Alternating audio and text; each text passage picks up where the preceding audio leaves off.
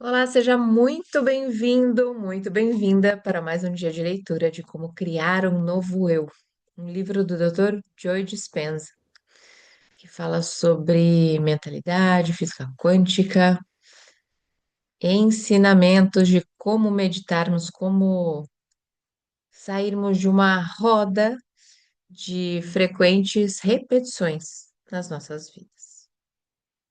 Então, vamos lá. Se esse é o primeiro vídeo deste canal que você está assistindo, que bacana. Sinal de que você está buscando um autoconhecimento, mudanças na sua vida. E aqui, com certeza, é o lugar onde você conseguirá se você praticar, como nós estamos fazendo. Então, vamos dar sequência a esta leitura.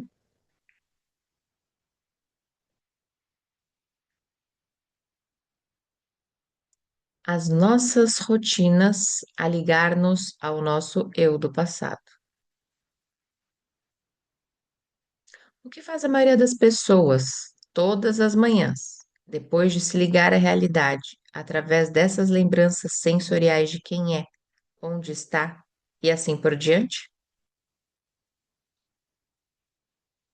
Pois bem, continua ligada a esse ser do passado, seguindo uma série de comportamentos automáticos de forma rotineira e inconsciente.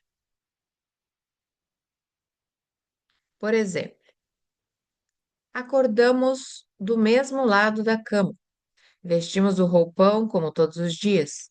Vemo-nos ao espelho para recordarmos quem somos e tomamos uma ducha seguindo de uma rotina automática. Depois, arranjamo-nos para ficarmos parecidos com a imagem que toda a gente espera de nós. Lavamos os dentes de maneira habitual, memorizada. Tomamos café na chávena preferida e comemos os cereais habituais ao pequeno almoço. Vestimos o casaco do costume e apertamo-lo de forma mecânica. A seguir, vamos automaticamente para o trabalho, seguindo o percurso habitual. No emprego, executamos as tarefas com que estamos familiarizados.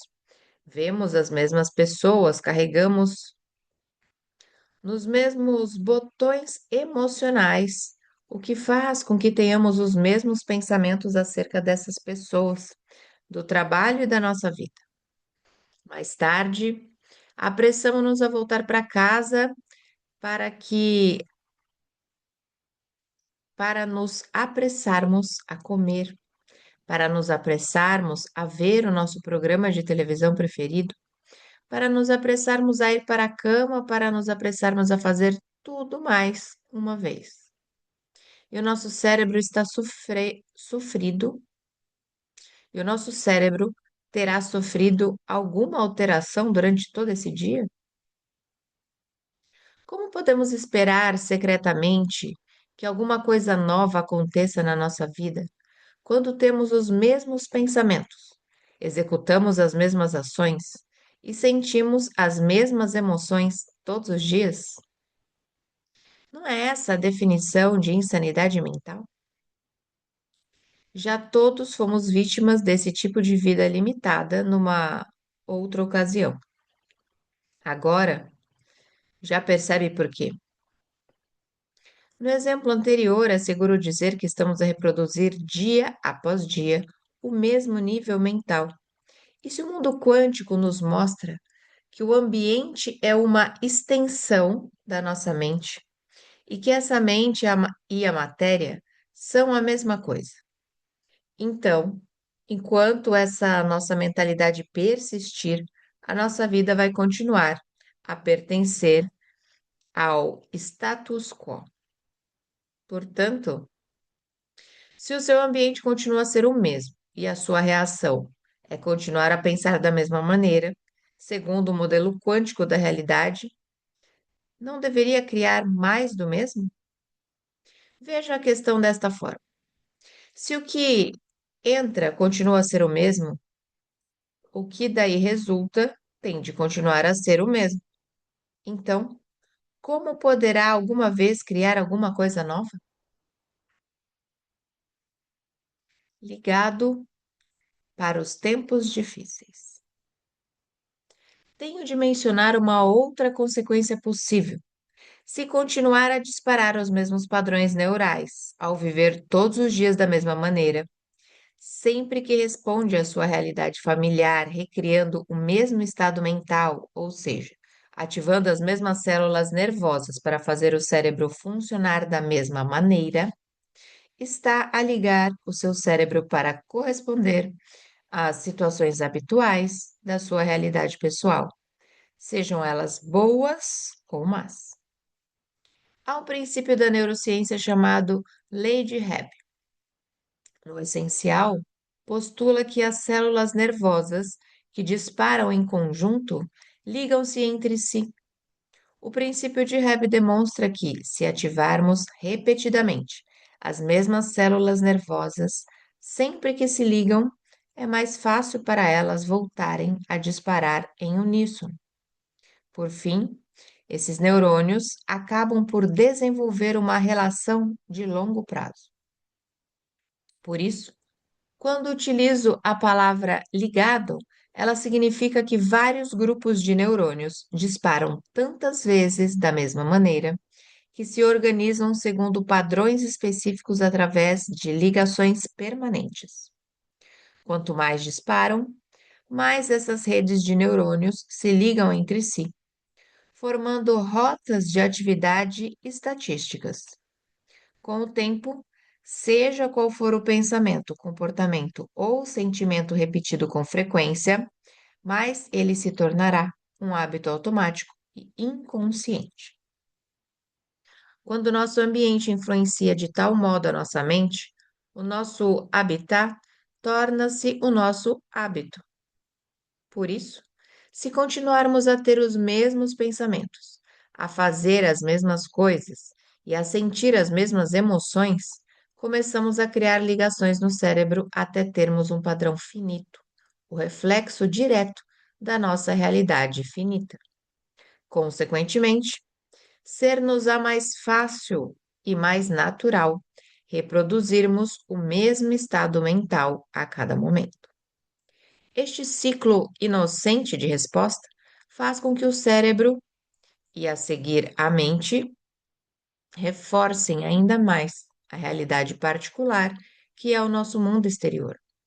Quanto mais disparamos os mesmos circuitos com relação à nossa vida exterior, mais ligações criamos que tornam o cérebro igual ao nosso mundo pessoal. Ficamos neuroquimicamente ligados às condições da nossa vida.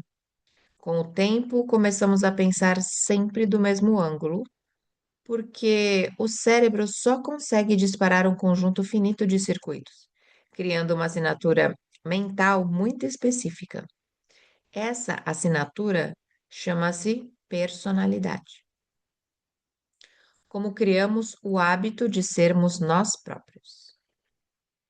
Com efeito dessa habituação neural, as duas realidades da mente exterior e do mundo. Peraí. Com efeito dessa habituação neural, as duas realidades da mente interior e do mundo exterior parecem tornar-se quase inseparáveis. Por exemplo, se não conseguimos parar de pensar nos nossos problemas, a nossa mente e a nossa vida fundir-se-ão numa só. O mundo objetivo fica então matizado pelas percepções da mente subjetiva, pelo que a realidade se acomoda continuamente a elas. Perdemo-nos na ilusão do sonho. Podemos chamar isso de rotina, e já todos caímos numa, mas o problema é muito mais profundo. Não são apenas as nossas ações, mas também as atitudes e os sentimentos que se tornam repetitivos. Criamos o hábito de sermos nós próprios, tornando-nos, em certa medida, escravos do nosso ambiente. O nosso pensamento torna-se igual às condições da nossa vida, E nós, na qualidade de observadores quânticos, criamos uma mentalidade que se limita a reafirmar essas circunstâncias na nossa realidade específica. Estamos simplesmente a reagir ao nosso mundo exterior, conhecido e imutável. De uma forma muito real, tornamo-nos um efeito das circunstâncias que nos são exteriores. Abdicamos do controle do nosso destino.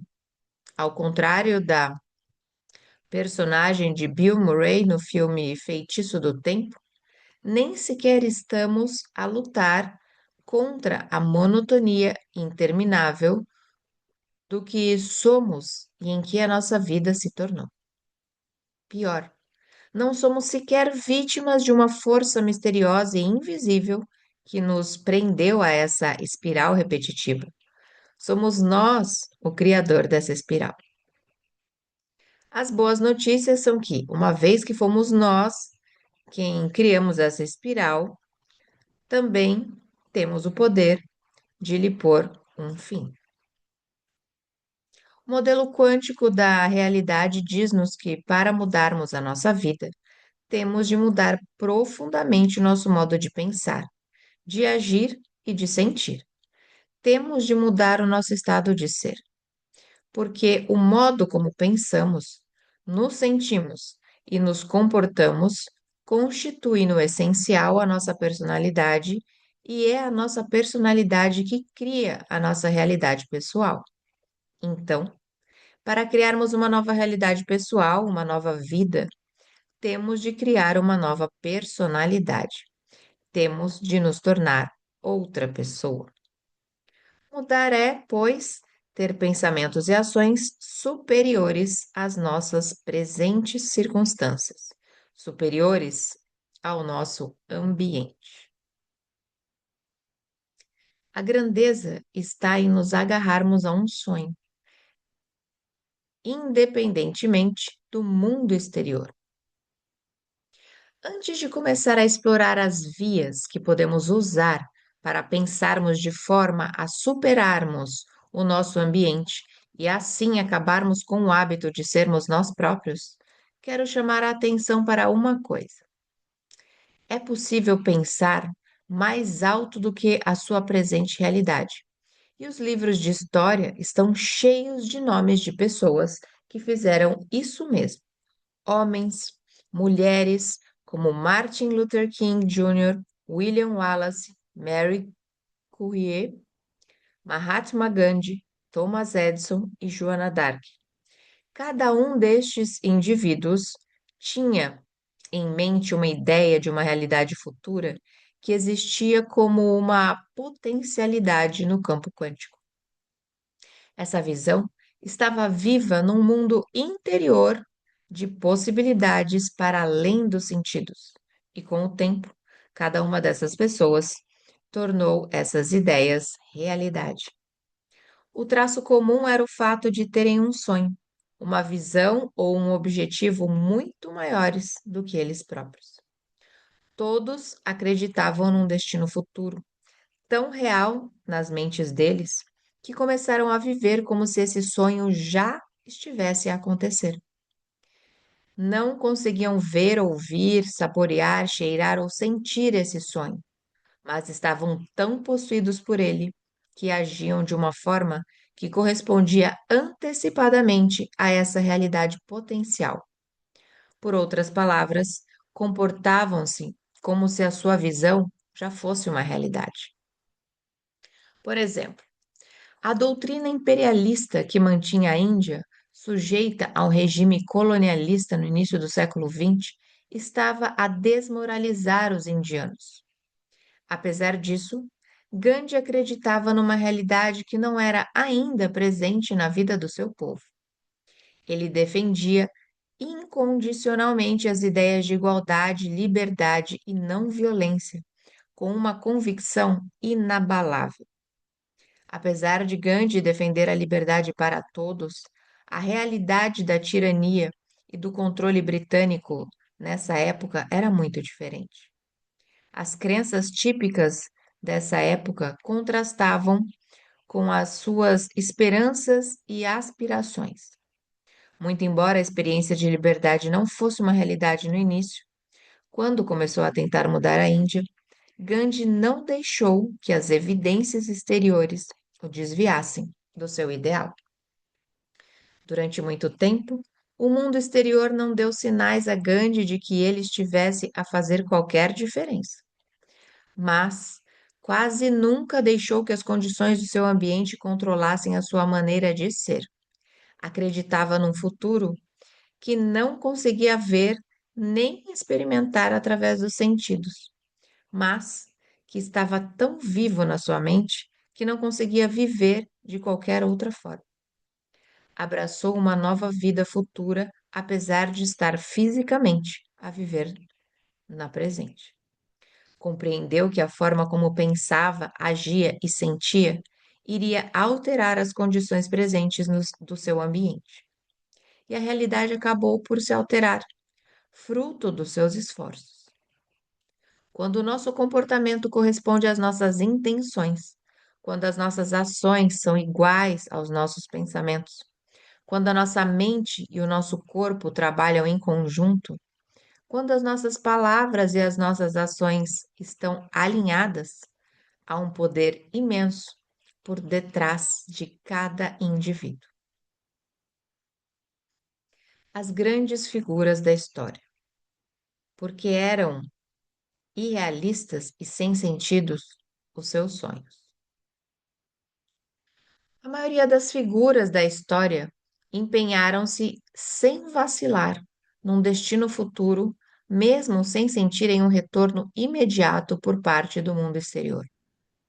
Pouco importava se não tinham ainda recebido qualquer indicação sensorial ou prova física da mudança que procuravam. Certamente todos os dias se lembravam da realidade em que estavam focados. As suas mentes estavam à frente do seu ambiente presente, porque esse ambiente já não controlava o pensamento deles. Estavam verdadeiramente à frente do seu tempo. Outro elemento essencial comum a todos esses seres venerados era o fato de terem bem claro na mente exatamente o que queriam que acontecesse. Recorde-se de que deixamos o como para uma inteligência superior, e eles deviam saber disso. É certo que alguns dos seus contemporâneos lhes devem ter chamado irrealistas. De fato, eram completamente realistas, tal como os seus sonhos. O acontecimento que acalentavam nos seus pensamentos, ações e emoções não era realista porque a realidade ainda não tinha ocorrido. Os ignorantes e os cínicos também poderão ter dito que a sua visão não fazia sentido, e esses opositores tinham razão, pois a visão de uma realidade futura era de fato uma visão sem sentido. Ela existia numa realidade para além dos sentidos. Outro exemplo. Joana d'Arc foi considerada imprudente, louca até. As suas ideias desafiavam as crenças do seu tempo e faziam dela uma ameaça ao sistema político de então. Mas assim que a sua visão se manifestou, foi considerada uma pessoa de profunda virtude. Quando alguém se agarra a um sonho, independentemente do ambiente, isso é grandeza. A seguir, vamos ver como a superação do ambiente está intimamente ligada à superação do corpo e do tempo. No caso de Gandhi, ele não se deixou afetar por aquilo que estava a acontecer no mundo exterior, ambiente. Não se preocupou com o que sentia e com o que lhe podia acontecer, corpo. E não se importou se ia demorar muito até concretizar o sonho da liberdade, tempo. Ele sabia simplesmente que todos esses elementos acabariam mais tarde ou mais cedo por ceder às suas intenções. Será possível que as ideias das grandes figuras da história se tivessem desenvolvido de tal forma no laboratório de seus cérebros, a ponto de eles a sentirem como se já tivessem acontecido? Conseguirá também o leitor Mudar quem é unicamente através do pensamento? O ensaio mental. Como os nossos pensamentos se podem tornar a nossa experiência? A neurociência provou que podemos modificar o nosso cérebro, logo os nossos comportamentos, atitudes e convicções, bastando para tal pensar de maneira diferente, sem mudarmos nada no ambiente. Através do ensaio mental, imaginar repetidamente que estamos a fazer uma coisa, os circuitos do cérebro conseguem reorganizar-se de modo a refletirem os nossos objetivos. Temos o poder de tornar os nossos pensamentos tão reais que o cérebro se altera a ponto de parecer que o acontecimento já se tornou uma realidade física. Podemos modificá-lo de modo a estarmos à frente de qualquer experiência real no nosso mundo exterior. Eis um exemplo. Em Involve Your Brain, falei de como os participantes de uma experiência que ensaiaram mentalmente exercícios de piano com uma só mão durante 2 horas por dia, ao longo de 5 dias, sem nunca chegarem a tocar nas teclas, apresentaram praticamente as mesmas alterações no cérebro que os participantes que executaram fisicamente os movimentos dos dedos no teclado de um piano durante o mesmo período. As ressonâncias funcionais do cérebro demonstraram que todos os participantes ativaram e expandiram grupos de neurônios na mesma área específica do cérebro. No essencial, o grupo que ensaiou mentalmente as escalas e os acordes desenvolveu praticamente o mesmo número de circuitos cerebrais que o grupo que praticou fisicamente essa atividade. Este estudo demonstra dois pontos muito importantes. Por um lado, conseguimos modificar o nosso cérebro simplesmente pensando de maneira diferente. Por outro lado, sempre que estamos verdadeiramente focados e determinados, o cérebro não consegue perceber a diferença entre o mundo interior da mente e o que vivemos no ambiente exterior. Os nossos pensamentos podem tornar-se a nossa experiência.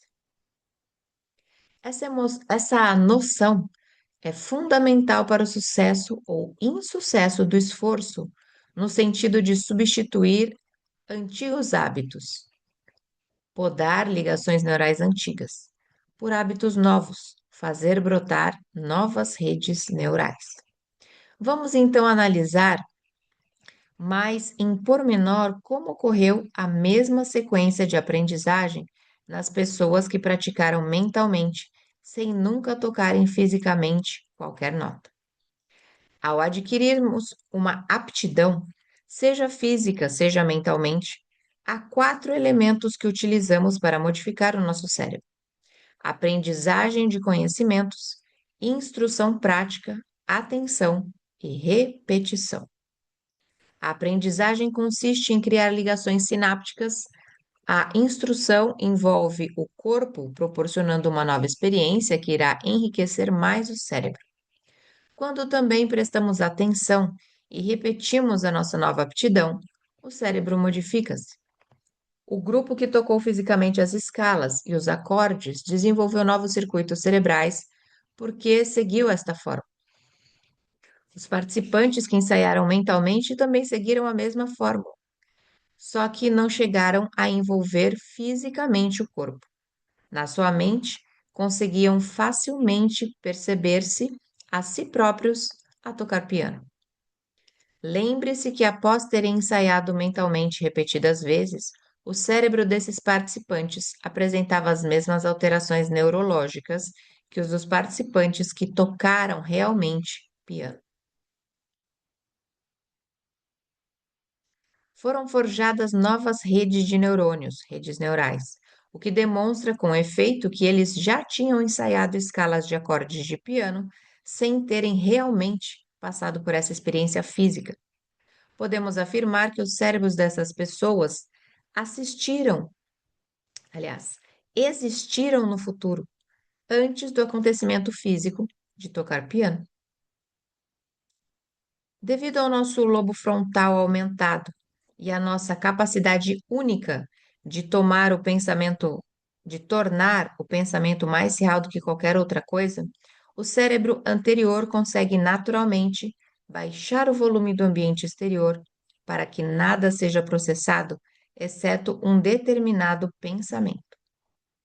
Esse tipo de processamento interno permite-nos ficar tão envolvidos nas nossas imagens mentais que o cérebro modifica as suas ligações sem ter de fato passado por esse acontecimento. Quando conseguimos mudar a nossa mente independente do ambiente e depois abraçar um ideal com firmeza e concentração permanente, o cérebro está, aliás, o cérebro vai estar à frente do ambiente. Bom, ficamos por aqui em mais esse dia de leitura de novas experiências ou revisitando algumas instruções e exemplos do Dr. Joe Dispenza, que já contém outros livros que nós temos aqui no canal. Então, se você nos acompanhou até aqui, que bom! Aproveite e já se inscreva no canal, deixe seu like. E caso queira vir comentar conosco sobre a leitura, sobre mudanças que você quer fazer na sua vida, exercícios práticos, deixe a sua vontade nos comentários e receba o link do nosso grupo de WhatsApp. Eu sou Vanessa Luz, um beijo no seu coração e nos encontramos por aqui numa próxima leitura.